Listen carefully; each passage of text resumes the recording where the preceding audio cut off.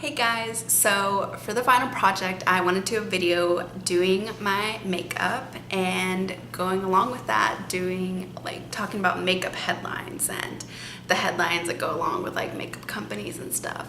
And I thought that'd be really fun because this class is about story and we've done a lot of headlines, and so talking about the story behind the headlines and just kind of making fun of makeup brand headlines.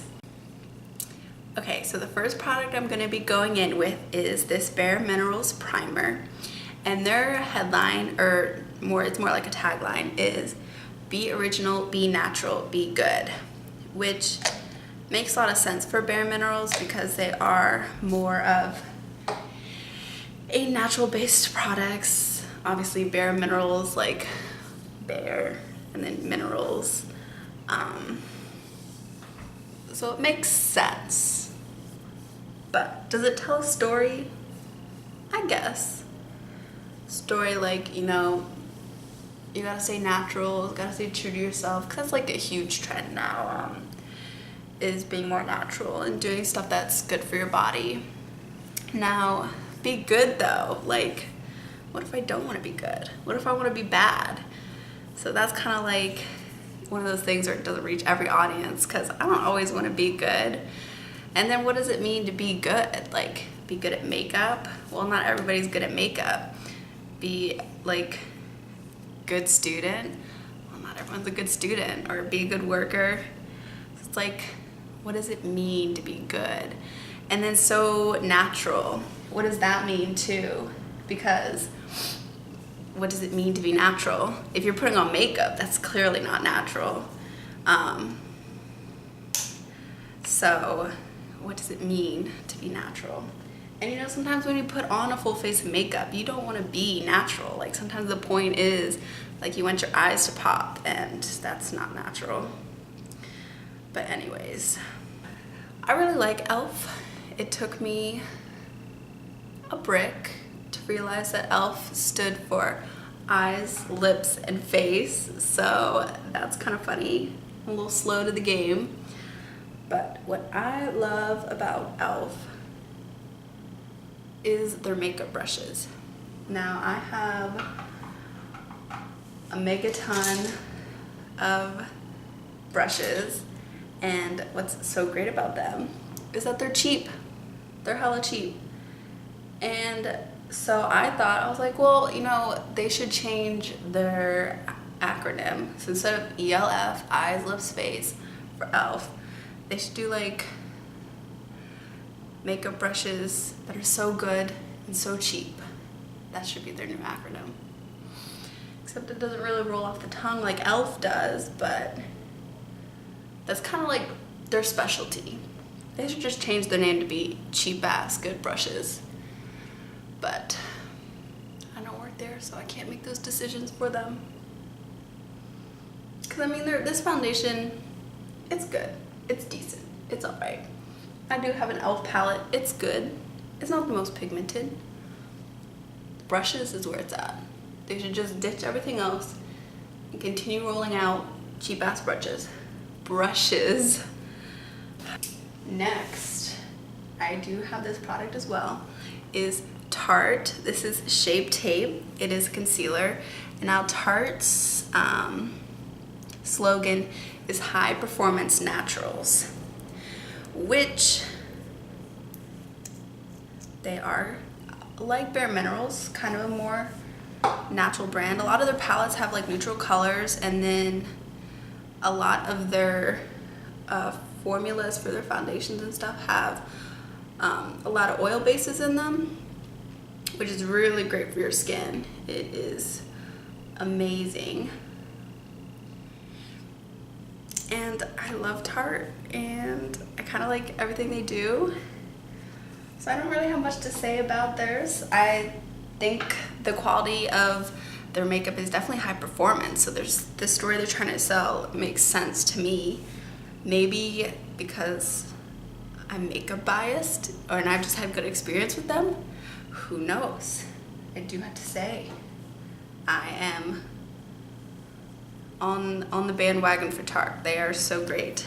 Yeah, high performance. this concealer, when I blend it out, like the Shape Tape, ooh, it is so good. So it really just, it does what a concealer is supposed to do. And it stays all day and it looks great too. And everyone's heard Maybelline's slogan. Maybe she's born with it, maybe it's Maybelline. And I have some 2 cents about that. Well, first I'm putting white eyeshadow on my eyes. It's a long story, don't ask. Trust me, it just helps with blending. It's a great little trick. Okay, maybe she's born with it, maybe it's Maybelline. Maybe she's born with it. Born with what? Like beauty, grace? Who knows? Who knows what she's born with? She's just born with it. And then maybe it's Maybelline. Well, maybe it's not Maybelline. Maybe she doesn't want to be born with it. Maybe she just wants to live her life.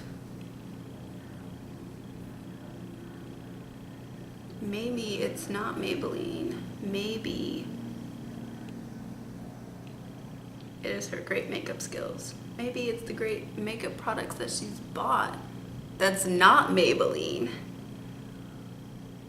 Like Tarte and Urban Decay.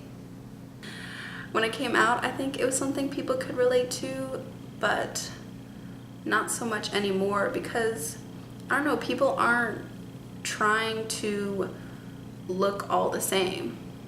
People, society's actually finally praising individualism, which I think is good. So if she's born with it, that means it has a specific definition, a specific look, and I don't want to be born with it. I want to be born like me, and I want to be like me, and I don't want to be like what Maybelline thinks I should be. And plus in those commercials, I mean, it's kind of like the next brand I'll be talking about, and there's not a diversity in the commercials. It's definitely one look, which doesn't really scream inclusion for everybody. And that leads me to like my next one, Rimmel. Theirs is, oh yeah, get the London look. What is a London look? How do you get the London look? Maybe I don't want the London look. Maybe I just want to look like myself. Again, the same concept. Like the London look is just assuming, well, even in the commercials, all those girls look exactly the same. And so it's like, that's not really, the London look is only one thing, which means obviously not everyone can get the London look because not everybody looks that way. And so just kind of like, I don't really want the London look. What about the Santorini look? Or what about the Rome look? What about the New York City look? Actually, I'd want the New York City look. That look is lit. You know, I think makeup companies can get away from this story of like, oh, you're using our products to get a specific look, and here's like the specific look that you should be getting or wanting. And I mean, that look comes with like a certain way you act, certain things you buy. It's really all like, it's more than just makeup. It starts to translate into lifestyles. And in the 21st century, like, I don't know, like I said, we're getting more individualistic. I don't see why you think your makeup company is gonna give me all the answers that I need. Make me fit in more. That's not what I want. I want to stand out. I want people to be like, oh man, her makeup is so good, how'd she do it? And I don't want to be like, oh, it was Maybelline because I wasn't born with it and that's the only makeup I used. I want to be like, oh, I got these skills. I don't know, when it comes to makeup, it's not like you just put on a shirt and you're one style. Makeup, like, I have this whole palette. I'm not going to create one style from it. I'm going to create multiple styles for it. So I don't know, I feel like that's what, like, makeup should reflect that more, that you can have more than one style. It's not just one look. And the last thing I want to talk about is Easy Breezy Beautiful CoverGirl. Definitely all heard that one. Definitely another drugstore brand. Definitely promoted by a lot of famous people, or like have a lot of famous spokespeople, which is fine. A brand can do that. I mean, they can have spokespeople. It's not the end of the world. But Easy Breezy Beautiful CoverGirl, I think that's kind of a little outdated. It's iconic, which I feel like is what is keeping it going, and what's like that's good for them. But I mean, again, it's kind of like the same concept, like, oh, CoverGirl, so now you gotta look like a CoverGirl. Like, what does that mean? CoverGirl to me seems like, you know, it's super high end. I don't know, like your model status, and not everyday people look model status. Even all the famous people that they have as like their cover girls are all like this idea of kind of like unattainable beauty in the way. I mean, Ellen DeGeneres not so much, but still, she's still a celebrity. She's still a figure, and it's like not everyone can be like that. And then Easy Breezy Beautiful, making it seem like, oh, makeup, oh, I just woke up and threw it on, like it's so easy. Like, makeup is not like that. Clearly, we've just been through this whole process, and it's not an easy one. I'm not saying you can't do like 5-minute get ready and out the door, because I definitely do that, and those are easy and breezy, but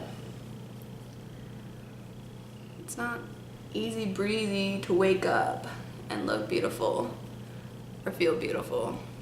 It's a process. So I feel like it's kind of not like really making fun of trying to like be beautiful or whatever, feel beautiful, but you know, there's definitely a lot more that goes into it than just putting makeup on or going through the process. But, and maybe I don't want to be easy breezy. Maybe I want to be like hard and rough and have that smoking eye. That's definitely not easy breezy. That's hard. But I don't know, CoverGirl. But even again, like, it's drugstore makeup, so it's not the highest quality. I mean, if I had the choice, I would definitely choose stuff I could buy at Sephora than the drugstore, because drugstore stuff is just not that good. But I will say, drugstore makeup has picked up their game. They're definitely killing it now. And that is it. Oh, yep. I'm just gonna set up some setting spray. But yeah, that's my project. That's my story. That's what I wanted to talk about. So I hope you enjoyed. I hope you like this little quick little totally easy breezy look I put together. So thanks for watching.